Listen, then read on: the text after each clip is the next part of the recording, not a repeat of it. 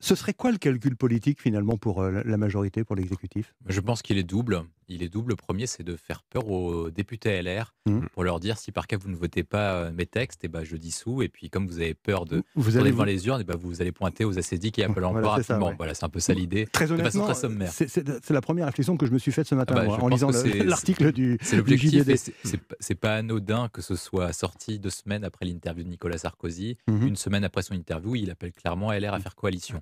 Le deuxième point qui est possible, c'est qu'Emmanuel Macron décide de reprendre la main et qui décide en fait d'appliquer une ligne politique qui est plus claire et en fait d'imposer la coalition parlementaire de fait devant le peuple. Mmh. C'est-à-dire qu'il peut se dire, j'ai proposé une coalition avec LR, je reprends le programme des Républicains et j'appelle les électeurs de droite à déjuger les électeurs LR pour se porter sur mes députés et mes candidats pour appliquer ce type de programme. Et en fait, il leur laisse la possibilité, soit vous acceptez une coalition et donc soit vous entrez au gouvernement, soit vous laissez passer mes textes, soit on y retourne et de toute façon, j'appliquerai votre programme. Et comme je suis en place, réflexe légitimiste, parti de l'ordre contre le risque des extrêmes, d'une part du Rassemblement national et de l'autre côté de la LFI. Et donc, du coup, il espère que les électeurs LR se déportent sur lui et le déjugent comme ils ont lâché Valérie Pécresse lors de la dernière élection présidentielle au premier tour. Calculé. Moi, je pense que si Emmanuel Macron part tout de suite en dissolution, il est fort probable que tous les partis perdent, sauf peut-être le Rassemblement national à l'heure actuelle, et que ce sera des micro-mouvements. Ils passeront de 89 à 115 de députés, mais c'est à peu près l'équivalent.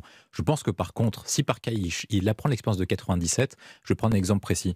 Jacques Chirac a demandé la même majorité, enfin une majorité en ne changeant pas de Premier ministre et en ne changeant pas de politique. Emmanuel Macron, si par cas il propose une dissolution, il faut qu'il l'explique clairement pour demander pourquoi est-ce qu'il a besoin du nouveau vote des Français. Ouais. Et dans ce cas-là, C'est clair. s'il le fait, je pense qu'en fait, il vire Elisabeth Borne, il nomme quelqu'un comme François Baroin, et à ce moment-là, il dit aux députés LR, aux électeurs LR, eh ben on y retourne, mais cette fois-ci, j'appliquerai un programme qui est clair. Alors, Frédéric Dabi disait à l'instant que c'est pas pour demain. Oui. Attention, parce que Non, mais- les projets de loi immigration, les projets de loi sur la retraite, ça va être début 2023. S'il y a blocage sur l'un de ces deux textes sans possibilité de recours au 49.3, on y sera peut-être plus vite que Alors, prévu. mais il a précisé, il a dit il y aura dissolution uniquement si le gouvernement tombe sous le cas de motion de censure.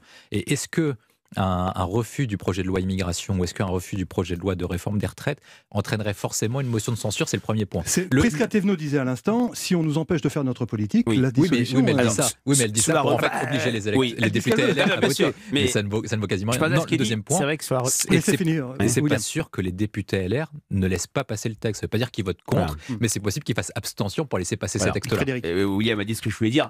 Sur la question. On peut pas ressouder certaines composandes de la majorité, parce qu'il Oui. y a quelques petits... Ouais, de toute façon, Bayrou et Philippe avaient l'idée en tête Édouard Philippe. de se présenter en 2027 ou en tout Ouais. cas d'avoir des ambitions politiques à l'avenir.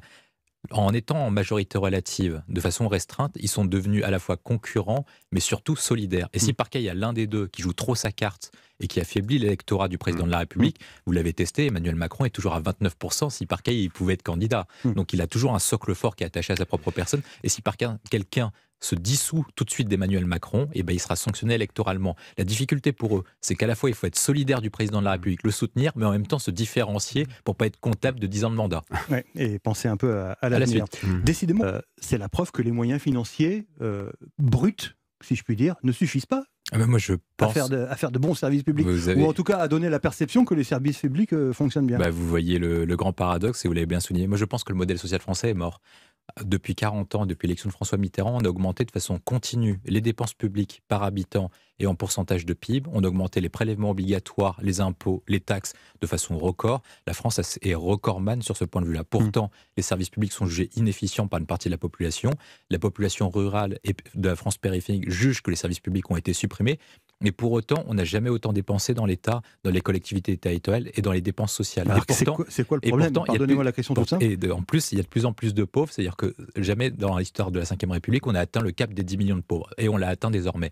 Et pourtant, on a un déficit qui est record, un endettement qui est record. Se pose une question de la pertinence de la dépense publique. En tout cas, est-ce qu'il faut toujours dépenser plus ou est-ce qu'il faut dépenser mieux? Je pense que c'est ça la question. Quand on regarde le paramètre, pourquoi je prends cette date de 81, tous les autres pays européens, les autres pays comme les États-Unis, etc., ont choisi de mettre l'accent sur ce qu'on appelle la performance économique par rapport à la concurrence mondiale. Nous, on a fait le choix de faire une gestion sociale de bien-être de la population. Et au final, qu'est-ce qui s'est passé? En 80, l'Allemagne, la France et les États-Unis avaient le même PIB par habitant.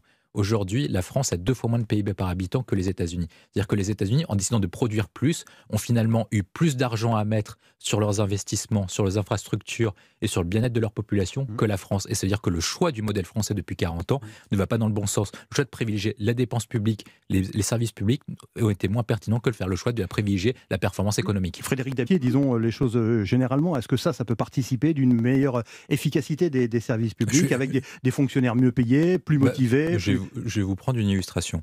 La France, par rapport à l'Allemagne, on dépense le même montant par habitant sur le service public de la santé, donc sur les dépenses de santé. Ils ont eu plus de lits de réanimation pendant la crise sanitaire, les médecins étaient mieux payés, les infirmières étaient mieux payées, tout le personnel soignant était mieux payé. Donc se pose une question. Pour une enveloppe globale identique à celle de la France. Par habitant. Par habitant, c'était exactement les mêmes dépenses. Et donc du coup, c'est posé la question, où est-ce qu'est passé l'argent ? 30% du budget est parti dans les infrastructures et la bureaucratie, alors que c'est 10% en Allemagne. Et c'est tout ça, en fait, tout le système français. Je pense qu'il y a un premier problème, c'est qu'en fait... Plus grand nombre d'hôpitaux en Allemagne qu'en France. Oui, et je pense que le premier sujet, c'est qu'en fait, on n'a pas choisi, est-ce qu'on restait un État centralisé ou est-ce qu'on passait en État décentralisé ? Ça veut dire qu'en fait, on a les faiblesses d'un État centralisé et on n'a pas les forces d'un État centralisé, et de la même chose sur un État décentralisé. Le deuxième point, et je pense que c'est le sujet essentiel, c'est qu'on n'a pas mis les priorités.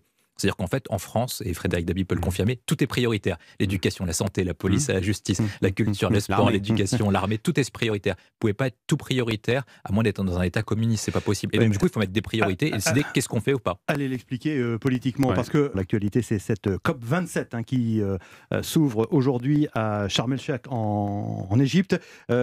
Tout le monde parle d'un échec annoncé. William T, vous faites partie de cela ?